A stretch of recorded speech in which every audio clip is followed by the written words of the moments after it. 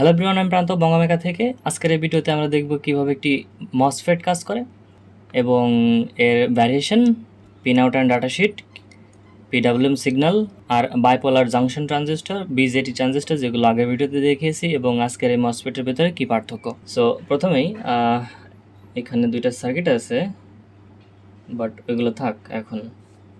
এখন আমরা চলেন একটা বেসিক সার্কিট বানাই।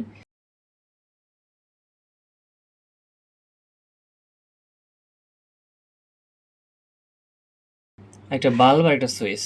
তো এখানে যদি আমরা জাস্ট সুইচটাকে কানেক্ট করি,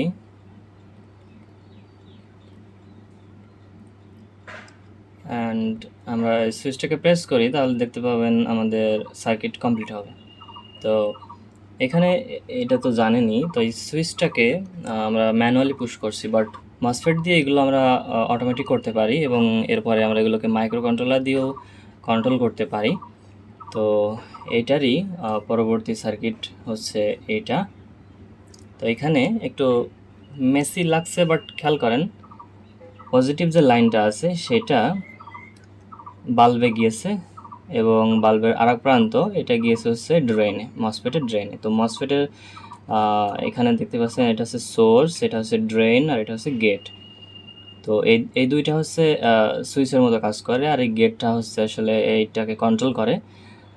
অ্যান্ড দেন সোর্সটা কানেক্ট আছে নেগেটিভে, অ্যান্ড এখানে আমরা গেটটাকে অন অফ করছি একটা সুইচ দিয়ে।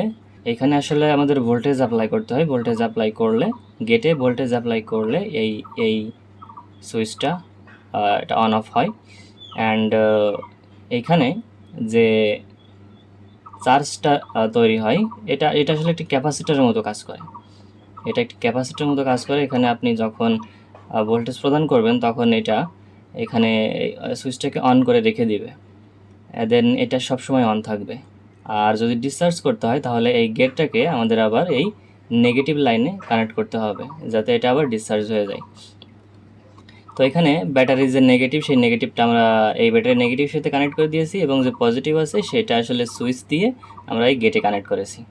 অ্যান্ড এই গেটটাকে একটা রেজিস্টার দিয়ে আমরা আবার নেগেটিভে কানেক্ট করে দিয়েছি ডিসচার্জ হওয়ার জন্য। তো এখন যদি এটা সিমুলেশনটি স্টার্ট করি, তাহলে দেখতেই পাচ্ছেন আমাদের বাল্ব অফ আছে, এবং সুইচে প্রেস করলে এটা অন হচ্ছে। তো এখানে দেখেন এটা কিন্তু 9 ভোল্ট, অ্যান্ড এটা 3 ভোল্ট। তো আমরা 9 ভোল্টের একটা লোডকে 3 ভোল্টের একটা ব্যাটারি দিয়ে বা 3 ভোল্টের সাপ্লাই দিয়ে আমরা এটাকে কন্ট্রোল করতে পারছি। ঠিক একইভাবে আমরা জাস্ট এই 3 ভোল্ট দিয়ে বা 5 ভোল্ট সাপ্লাই দিয়ে, যেমন আপনার ESP32 3.3 ভোল্টে কাজ করে, আর আরডুইনো ন্যানো বা আরডুইনো যে বোর্ডগুলো আছে সেগুলো কিন্তু 5 ভোল্টে কাজ করে।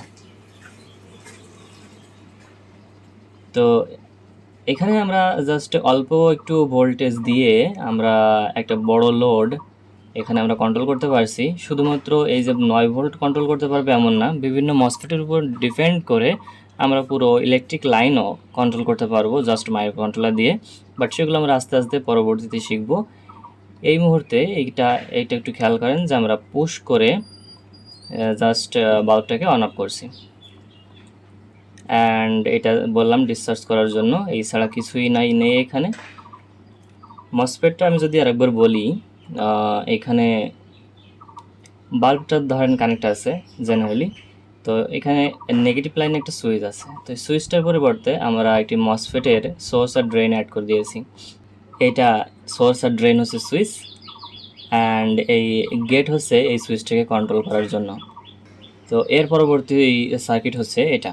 তো এখানে আমাদের পাওয়ার সাপ্লাই আছে। পাওয়ার সাপ্লাই আমরা 12 ভোল্ট, অ্যারাউন্ড 12 ভোল্ট ইউজ করছি। আমাদের বাল্বটা কানেক্ট আছে নেগেটিভ লাইনে, এটা দেখতে পাচ্ছেন নেগেটিভ লাইনে কানেক্টেড, অ্যান্ড যে ড্রেনটা আছে সেটা সরাসরি পজিটিভ লাইনে কানেক্টেড। অ্যান্ড এখানে যে গেটটা আছে, সেই গেটটা পটেনশিওমিটারের মাঝের যে লেগটা আছে, মিডিল লেগ, এখানে এটা কানেক্টেড।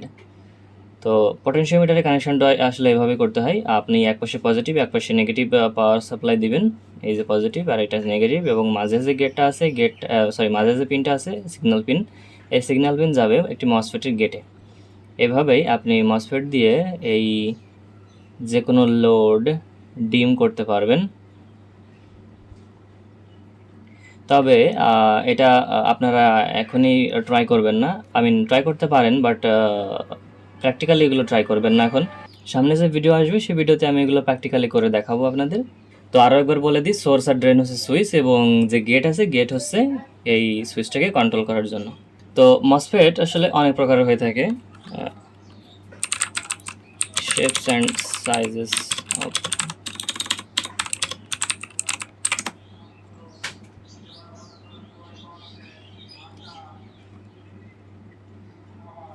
তো এখানে যে পিকচারটা দেখতে পাচ্ছেন সেখানে যতগুলো জিনিস আছে সবই আসলে মসফেট।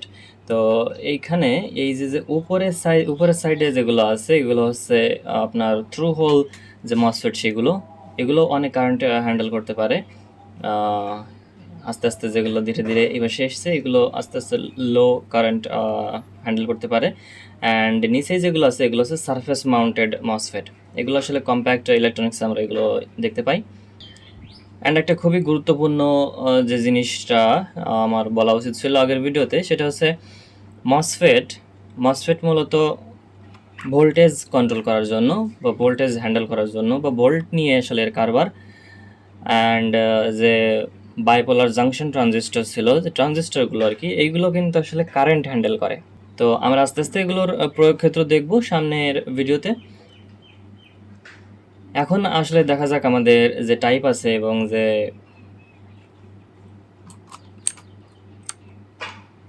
আইকনটা আছে, যেটা দেখে আপনি বুঝতে পারবেন যে কোনটা কোন ধরনের মসফেট। তো মসফেট সাধারণত দুই প্রকার, এটা হচ্ছে পি চ্যানেল মসফেট আর একটা হচ্ছে N channel MOSFET. P channel MOSFET দুই প্রকার, একটা হচ্ছে এনহ্যান্সমেন্ট আর একটা হচ্ছে ডিপ্লেশন। একইভাবে এন চ্যানেল মসফেটেরও একটা হচ্ছে এনহ্যান্সমেন্ট আর একটা হচ্ছে ডিপ্লেশন। তো এই চার প্রকার মসফেট, বাট বেসিক হচ্ছে দুই প্রকার, এন চ্যানেল আর পি চ্যানেল। তো এইখানে যে এন চ্যানেল মসফেটটা আছে সেইখানে এই যে অ্যারোটা দেখতে পাচ্ছেন, এই অ্যারোটা কিন্তু ভিতর দিকে। এখানে দেখেন এটারও এন চ্যানেল মসফেট, এটারও অ্যারো ভিতরের দিকে। অ্যান্ড তো এখানে পি চ্যানেল মসফেট যেটা আছে সেটার অ্যারো কিন্তু বাইরের দিকে যাচ্ছে, বাইরের দিকে দেখাচ্ছে, এটারও দেখেন বাইরের দিকে দেখাচ্ছে। অ্যান্ড যে এনহ্যান্সমেন্ট আর হচ্ছে ডিপ্লেশনের যে পার্থক্য সেটা হচ্ছে এই যে লম্বা যে দাগটা দেখতে পাচ্ছেন এখানে, এই লম্বা দাগটা এটা হচ্ছে ডিপ্লেশন মসফেট। আর এনহ্যান্সমেন্ট যেটা সেটা আসলে দেখেন এখানে সেপারেট করা আছে, এটা দেখেন সেপারেট করা আছে। তো হয়েছে আইকনস অ্যান্ড টাইপ। তো এই যে এনহ্যান্সমেন্ট, ডিপ্লেশন, এগুলো আমরা আস্তে আস্তে দেখব। এবার চলেন খুব একটা কমন মসফেট দেখি আমরা, IRF-Z44N। এটা হচ্ছে খুবই কমন একটা MOSFET, N channel MOSFET. And এটা যদি আমরা দেখি পিন আউট, তো পিন আউটটা দেখলে এখানে বুঝতে পারবেন এটা হচ্ছে এন চ্যানেল এবং এটা হচ্ছে এনহ্যান্সমেন্ট মসফেট। কারণ হচ্ছে এখানে যে কাটা কাটা দেখা যাচ্ছে এগুলো সেপারেট, আর এটা আছে ভিতর দিকে। তো এন চ্যানেল, এটা হচ্ছে এন চ্যানেল এনহ্যান্সমেন্ট মসফেট। আর এই যে পিন নাম্বার 1 এটা হচ্ছে গেট, পিন নাম্বার 2 হচ্ছে ড্রেন, আর পিন নাম্বার 3 হচ্ছে সোর্স। আপনারা অবশ্যই যে কোনো মসফেট নিয়ে কাজ করার আগে আপনারা অবশ্যই পিন আউট এবং ডাটাশিটটা একবার দেখে নেবেন যে কত কারেন্ট ভোল্ট এগুলো হ্যান্ডেল করতে পারবে এবং পিন আউটটা এবং কোন টাইপ মসফেট। তো এখানে দেখেন the IRF-Z44N is a N channel MOSFET with high drain current of 49 ampere. 49 ampere current এটা হ্যান্ডেল করতে পারবে। And low RDS value is 17.5 milli ohm, I guess এটা। It also has a low threshold volt of 4 volt at which the MOSFET will start conducting, অর্থাৎ এটা 4 volt থেকে conductor শুরু করবে, কাজ করা শুরু করবে। Hence it is commonly used in the microcontroller to drive with 5 volt. So 5 volt দিয়ে আসলে এগুলো আমরা ইউজ করতে পারবো। সো মাইক্রোকন্ট্রোলারের জন্য বা মাইক্রোকন্ট্রোলার দিয়ে ইউজ করার জন্য IRF-Z44N খুবই ভালো একটা মসফেট। তো এটা হচ্ছে এন চ্যানেল মসফেট। অ্যান্ড এখানে আপনার ফিচার্স অ্যান্ড স্পেসিফিকেশান দেখে নিতে পারবেন। আর এখানে দেখেন অল্টারনেটিভসও দেখিয়ে দিয়েছে। তো আমরা সামনে আরও দেখবো যে কোন মসফেট কীভাবে কী করে, কীভাবে বের করতে হয়, ডাটাশিট অ্যান্ড প্রয়োগ ক্ষেত্র দেখব সামনে যে প্রজেক্টগুলো করব সেখানে। এখানে আরও একটা জিনিস আমি দেখাই, সেটা হচ্ছে PWM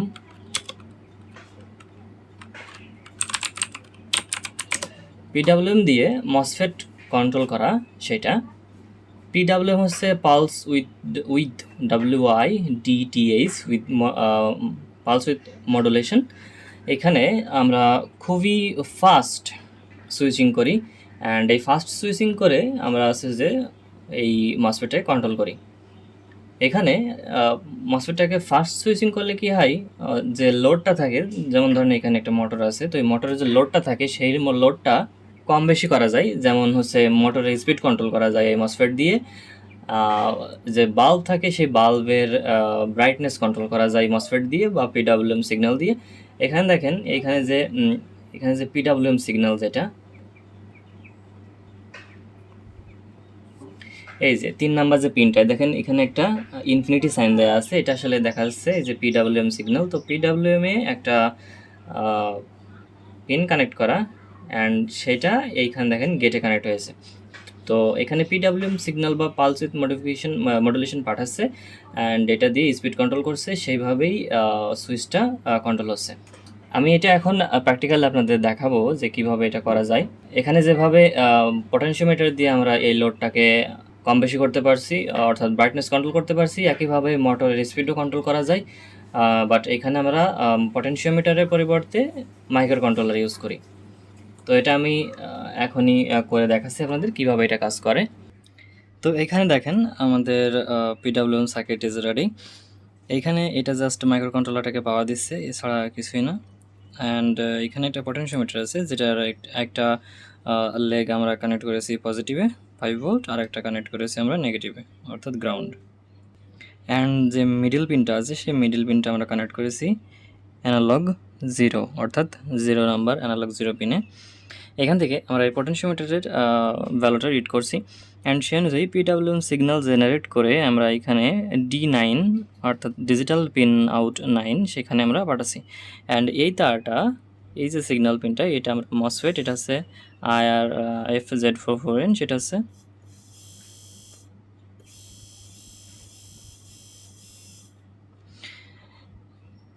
এটা টাচ সেন্সেও কাজ করে আর কি। তো যাই হোক, এটা হচ্ছে পিডাব্লিউএম সিগন্যাল পিন, এটা হচ্ছে যাবে গেটে। অ্যান্ড এখান থেকে একটা ব্যাটারি প্যাক আছে, ব্যাটারি প্যাকটা কানেক্ট আছে হচ্ছে এই যে মোটরে, দেন আর এক সাইড কানেক্ট আছে এই মসফেট দিয়ে, সেইটাই আবার কানেক্ট হয়ে ফিরে এসে আর একটা ব্যাটারিতে কানেক্ট হয়েছে। এই ছাড়া কিছুই না, জাস্ট সার্কিট ঠিক যেমন দেখিয়েছিলাম ঠিক সেভাবেই। তো এখন যদি আমরা স্পিডটা টেস্ট করি,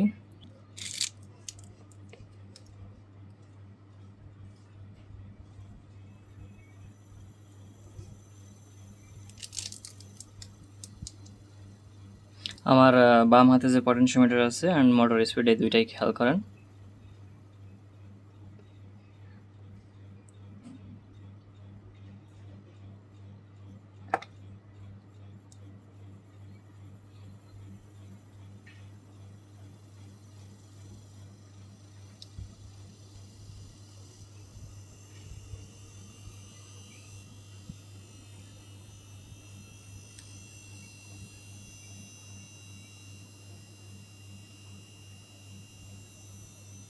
এভাবেই আমরা মসফেটকে ভোল্ট কন্ট্রোলের কাজে, লোড কম বেশি করার কাজে ব্যবহার করতে পারি। এছাড়াও কিন্তু আমরা এটাকে টাচ সেন্সর হিসেবেও কাজ করতে পারি, বাট সেটা বানানো দেখাবো পরে।